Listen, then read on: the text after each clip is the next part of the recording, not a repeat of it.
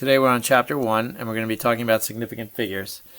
If you were to look at this pencil and only look at the first ruler, you would look at the pencil and see that it goes to about this level right here. And when you look at this, you would say that that's probably going to be about 0.6 decimeters, because we'll say that this is 1 decimeter, which is 1/10 of a meter. But someone else might have looked at that and said, I think it's 0.7 decimeters. So what you notice is that you're guessing on the tenths of a decimeter. You're guessing anywhere in the region that is between 0 and 1. But if you were to take the same pencil and go to a different ruler, you would see that there is a more precise reading that you could make, because this is marked to the nearest centimeters. So you could guess it's right here, and now you know that it's going to be between 6 and 7 centimeters. So you know that it's 6 point something, and then now you could say, oh, I think it's 6.7 centimeters. But somebody else could say, I think it's 6.6 centimeters. You might even have someone else who guesses that it's 6.5 centimeters. So what you'll notice is that now we're guessing on the tenths of a centimeter. So that brings us to our discussion of significant figures. Significant figures are all the certain digits plus one uncertain digit, which is the guess. So we knew in the first measurement nothing except for the guess. We only knew this guess. So there was one significant figure in that measurement. However, in this second set of measurements, we were sure of the 6, but we were guessing on the tenths of a centimeter. So here we have two significant figures. We have one certain and one guess. So you're always going to have a guess, and anything before the guess is certain. So how do you determine the number of sig figs in a measurement? You simply take a measurement and you look at all the non-zero digits, and they're all significant. Zeros are tricky, and to figure out zeros, what you need to do is consider the acronym NAD. N-A-D. So N stands for never, A stands for always, and D stands for decimal. So what does that mean? Zeros in the beginning of a number or a measurement are never significant.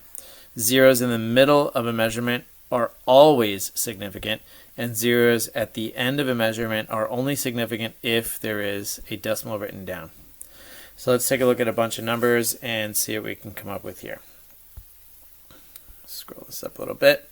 Let's take the first measurement, which is 103.19 grams. So we see that there are 5 digits written here, so all 5 of them are significant, and we know that because the 0 in the middle right here is always significant. So if we want to write the scientific notation for this, it's going to be 1.0319 times 10 to the second power, that's grams, and the guess is the 9. The last significant figure is the 9. Okay, the next measurement, we're going to see zeros that are in the beginning, and beginning zeros are never significant, so only these numbers are going to be significant. So there are 3 significant figures. You make this a number between 1 and 10 to do scientific notation, and this is going to be times 10 to the minus third. What you want to think about is, where do you need to move this decimal to get back to the original number? Okay, so whenever you do scientific, think about this decimal moving, not that decimal, not the one in the regular number, the one in the scientific notation. So in the scientific notation, on the first one, it has to go 2 places to the right, whereas this one it had to go 3 places to the left. And that's how you're going to figure out the direction. Another way to think about it is that if this number right here is a large number compared to 1, this will be a positive exponent, and if it's a small number compared to 1, this will be a negative exponent. Okay, so if we put in our units here, this is going to be liters, and then the guess is going to be the 2. Okay, next we look at this measurement and we see that we have a 0 at the end. So ending zeros are going to be significant only if you see a decimal. Since we do see a decimal right there, that means that that 0 at the end will count. So this has 4 significant figures, and it's going to be 1.560. Keep that 0 because it is a significant figure. That's times 10 to the first. That's seconds, and the guess is going to be that last 0. Okay, the next one is going to be a little tricky because we have a 0 in the middle and a 0 at the end. So if we're looking at, and since it counts because it's in the middle, it's going to be a significant figure. However, this 0 at the end will not count because there's no decimal written in the number. See, there's no decimal there. So this only has 3 significant figures. It's 1.08. I will not write that last 0 because it's not going to count as a sig fig. This is times 10 to the third. That's kilometers. And the guess is the 8. The last sig fig is the 8, not the 0 at the end because that didn't count. Okay, last but not least, we'll go to this number. It has everything here. We have a beginning zeros, we have middle zeros, and we have ending zeros. So the beginning never count, the middle do count, and the last one will count because we do have a decimal written down. So we have a total of 4 significant figures. That's going to be 5.020 times 10 to the negative second power. That's meters, and the guess is the last significant figure, which is 0. Let's contrast these last 3 measurements on page 2. We have 2,700 grams, 2,700 grams, and 2,700 grams. You might look at these and say, well, they really look the same, but in actuality they don't. So let's talk about and add one more time. Remember that never in the beginning do zeros count. They always count in the middle, and they only count at the end if you see a decimal. So if you look at the first measurement, you'll notice that there are zeros at the end and there is no decimal. So this only counts to have 2 significant figures. If you look at the last one, you'll see that 2,700 has a decimal point. So since you have a decimal, ending zeros will count, and you have 4 significant figures. So let's talk about what this means. Remember that sig figs are all the ones you know plus a guess. So in this first measurement, you're guessing on the 7. That's give or take 20. That's 2,700 grams, give or take 100. So this could have actually been a 2,600 or a 2,800 because you're guessing on the 7. In the last one, you're actually guessing on the ones. So this could have been, as a high number, it could have been 2,701, or it could have been 2,699. So we're saying 2 very different things. This measurement is saying I'm guessing on the hundreds. This measurement is saying I'm guessing on the ones. So you can guess that this guess is on the tens. So if you put a line over a 0 that's at the end of a number, you're saying that that's my last sig fig. So this one could have been 2,710 grams, or it could have been 2,690 grams. So just to summarize, the first one is give or take 100, the second one is give or take 10, and the last one is give or take 1. And you might be getting a little bit frustrated and saying, why do we even have to learn this? I can hear you saying that right now. And the reason is because you have to be honest about your measurement. This first measurement, you're using a scale that only measures and guesses on the hundreds. This scale guesses on the tens, and this scale guesses on the ones. And so you have to record your data honestly. And of course, this scale is going to cost a lot more because it's precise to the ones. This scale will not be as expensive because it guesses on the hundreds. So sig figs are basically a way of being honest with your measurements. So this one has 3 sig figs. This says 2.7. We're not going to write those zeros because they don't count. So 2.7 times 10 to the third grams, and the guess is the 7. But this one is 2.70 times 10 to the third grams, and that's guessing on that first 0. And this one is 2.700 times 10 to the third grams, and that's guessing on the ones 0. Okay, so now that we are hopefully comfortable with knowing how many sig figs are in a measurement, now we're going to talk about what happens when you want to add and subtract versus multiply and divide. So for adding and subtracting, we have a rule, and the rule is line them up. So here we have a first example of 3.5 centimeters, 2.64 centimeters. We're going to just add that normally as 6.14 centimeters. That's what the calculator will tell you. So let's talk about what this means. The first measurement we're guessing on the 5, which is the tenths. The second measurement we're guessing on the 4, which is the hundredths. So let's think about this. In the first measurement, you're not sure about the tenths. You're not sure. It's a guess. In the second measurement, you're not sure about the hundredths. That's a guess. So when you add up your answer to get 6.14, you're not even sure about the tenths. So you have to cut off your answer at the tenths. And this is your first column of guess. So that's all you can have. You can only have one guess. So your first column of guess will limit your answer, and that's going to be 6.1 centimeters. You cannot say 6.14 is the answer. That's what the calculator says, but that's not the right answer with sig figs, because if you're not even sure about the tenths, then in your answer you're not sure about the tenths. How can you say anything about the hundredths if you don't even know the tenths? All right? Now you might be saying, why did I never learn this in math? And the reason is because in math you don't usually work with the units, the centimeters, okay? As soon as you put units, that means you have a measurement. And whenever you have a measurement, you have to use sig figs. In math, if you just had 3.5 plus 2.64, you're right. The answer is 6.14. But as soon as you put units, that means you're making guesses. And when you make guesses, you have to be honest with your answer. Okay, the next one, just write down the calculator answer, which is going to be 12.5229. Again, applying our sig fig rules of line them up. This one guesses on the 4th decimal place. This guesses on the 3rd decimal place. Your first column of guess is going to limit you, so you're going to cut off your answer here. You are allowed to use that for rounding purposes, so you're not completely disregarding it. You're just using it for rounding.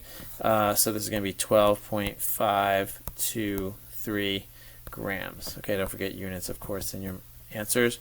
So this is 12.523 grams. I didn't mention, but the 4 does not round the 1. That's why I just left it at 6.1. So again, adding and subtracting, line them up. Now we're going to contrast that with multiplying and dividing, and that rule is going to be count them up. So now we're counting up, not lining up, but counting. So let's move this up and take a look at this. The answer has the same number of sig figs as the measurement with the least number of sig figs in it. So first, let's just do 12 times 4. 12 times 4, 48. Meters times meters, meters squared. So now we're going to count them up. This has 3 significant figures because zeros at the end count when there's a decimal. This also has 3 because zeros at the end count when you have a decimal. So the least number of sig figs is 3. So this has to have 3 in my answer, but it only has 2. So I'm going to make it 3 by saying 0.0. And again, that will count. The 0 counts because it is at the end with a decimal present.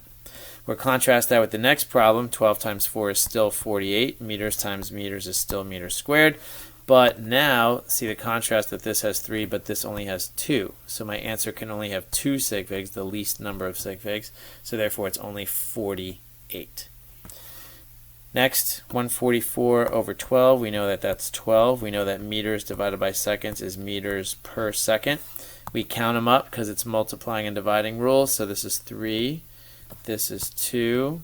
So my answer has to have 2, which it does. So we're good. Next one, 360 divided by 60 is actually 6. Grams over milliliters is grams per milliliter. That's a unit of density. Now be careful because this only has 2 sig figs. That 0 at the end does not count because with NAD there's no decimal written there, so therefore that does not count. However, these zeros do count because there is a decimal written. When that's at the end, you look if there's a decimal anywhere. So this has 3 significant figures. The least number is 2, so I need to have 2 sig figs. This only has 1, so I say 0.0. That does count. Again, this counts because there is a decimal written. So zeros at the end count when there's a decimal written. So these are the multiplying and dividing rules. Count them up, and adding and subtracting is line them up. You cannot mix and match the rules. You've got to figure out what you're doing with the rules. If you mix and match, you're going to be completely confused and probably get the problem wrong. So what I'd like you to do is pause the video and do this, and then resume the video and see if you can get them all right.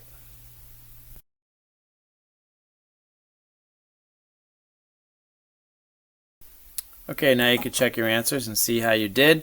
The first two problems are line them up for adding and subtracting. You'll see that the first column of guess is 3 decimal places versus 4, so you have to cut off your answer after 3 decimal places. The 1 does not round the 1 up, so your final answer is 68.041 milliliters. The next example, 2 columns of guess versus the guess is on the second column, the guess is on the fourth column past the decimal, so you only go 2 places past the decimal, 86.13. Those are both line them up. But multiplying, dividing, or count them up. So this is 3 sig figs, 2 sig figs, because remember these zeros don't count if they're in the beginning. So the final answer is going to only have 2 sig figs. We're going to use the 7 to round the 2, so it's 0.12 meters squared. Lastly, count them up again. 4 sig figs, 2 sig figs. Remember, 0 in the beginning never counts. 0 at the end counts if you see a decimal somewhere, which we do. So our answer has to have 2 instead of 4, like I wrote. So you use the 3 to round the 1. Does not do anything. 21 meters per second is the final answer. Lastly, density is always mass over volume. If you have a solid, usually mass is in grams and volume is in milliliters. If you have a gas, because they're not as dense, usually we do grams per liter, because you're going to need a much larger volume to have a significant amount of mass. But it's always mass over volume. Kelvin is always bigger than Celsius by 273, and you can always convert Fahrenheit and Celsius back and forth. We'll do a quick example. You know that water freezes at 32 Fahrenheit, so that's equal to 1.8 times the Celsius plus 32, and when you solve, you're going to get x equal to 0. So 0 Celsius is also the freezing point of water. You know that water boils at 100 Celsius, so you'll put 100 Celsius here, times 1.8 plus 32. Do the math and you get 212 degrees Fahrenheit, and that is the boiling point of water in Fahrenheit. Of course, you could convert both of those to Kelvin using the Celsius temperature and adding 273. So we'll do that real quick just to make sure we understand. So if you add 273 to this, it's 373 Kelvin, boiling point of water. And if you add 273 to that, you're going to get 273. And that's the freezing point of water. Okay, a couple quick just pointers on this diagram. All matter can be divided into lots of different ways. We're going to just do pure substance versus mixture. I mean, you could look at matter and divide it into solid, liquid, gas. You could divide it into things that are blue versus things that are not blue. I mean, you could just do anything you want. But what makes sense chemically is to say pure substances versus mixtures. Pure substances are either elements or compounds. Elements, of course, are on the periodic table. Compounds are 2 or more different elements combined together. So a common element that you might see as pictured here, maybe you could figure it out, is carbon. Carbon is what's in your pencil. Okay, it's graphite. Also, it could be diamond. So this is actually diamond. It's a 3-dimensional network solid, very, very strong, versus this is graphite, which is what's in your pencil. It's the same element, graphite and diamond, or they're called allotropes of each other. Allotropes are different forms of the same element. So that's graphite and diamond. Another allotrope is called Buckminster fullerene. Buckminster fullerene. That's in your book. You can read about that. It's called a buckyball, and it's a bunch of carbons that are arranged almost like a soccer ball. Another example of allotropes would be like oxygen and ozone. Those are also allotropes. Now, when you have a compound, that's going to be clearly 2 or more elements together. You can guess that this one is water, of course. 2 hydrogens with 1 water, 1 oxygen to make water. And now we go to mixtures. Mixtures, you can't write a formula for a mixture. So you could write a formula for carbon, which is its symbol C. You could write a formula for water, H2O. You cannot write a formula for a mixture because it's several things together. So this is a mixture of, let's say, this element, which is a diatomic, and this element, which is a monatomic. You should know your diatomic gases, of course. they start at number 7, which is nitrogen. Okay, so nitrogen, oxygen, fluorine, chlorine, bromine, iodine, and astatine, and then hydrogen also as well, which is number 1. These are all diatomics, which means that they exist as 2 together. If you go back to your Lewis structures, you could see why. So for instance, hydrogen has 1 valence electron, so it can combine like this. Nitrogen has 5, 1, 2, 3, 4, 5, and another nitrogen has 1, 2, 3, 4, 5. So if they share, share, and share, that's going to make a triple bond for nitrogen.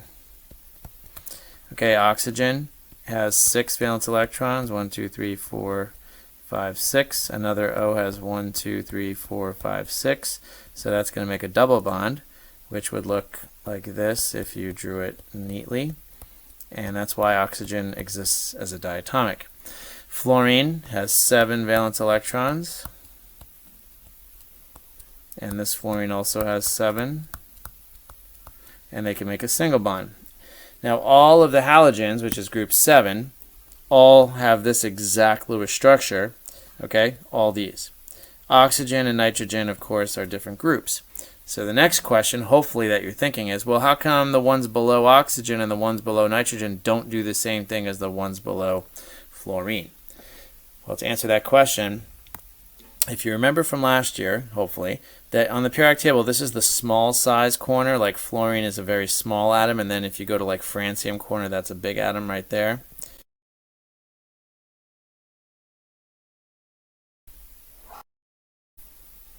So it's easier for the elements that are small, like the ones near helium, to form multiple bonds like oxygen and nitrogen do. Even though the ones below fluorine are bigger, they can still form a single bond very easily. But the ones below oxygen and the ones below nitrogen will not easily form those multiple bonds. So therefore, they will not form diatomic elements. And I remember these by a little mnemonic that is sounding in the mouth. So Hanofgalbriat. Hanofgalbriat. Those elements are diatomics. So if I ever say Hanofgalbriat, I'm talking about the diatomic elements. Okay, last but not least, we're going to talk about heterogeneous. Oh, so forgot to say this. Chocolate milk is another homogeneous mixture. It's not this picture, of course, but this is another delicious homogeneous mixture. A heterogeneous mixture means that they're not uniform. Okay, these are uniformly spread out, uniformly spread out. Heterogeneous is not uniformly spread out. Very often that's the case if you have something, let's say, that is polar versus non-polar. So in this diagram right here, the water is polar. It's mixed with something such as oil, let's say, that's non-polar. This would not be a perfect example because oil would float on top of water, so this would be backwards. But just understand the difference that polar and non-polar don't mix very well. And so that's a classic example of like salad dressing right here, oil and vinegar, where the oil is non-polar and the vinegar is polar. So that tells you that because water is polar, and vinegar is polar, they would mix. But oil is non-polar, so it would not mix with vinegar, and it will not mix with water.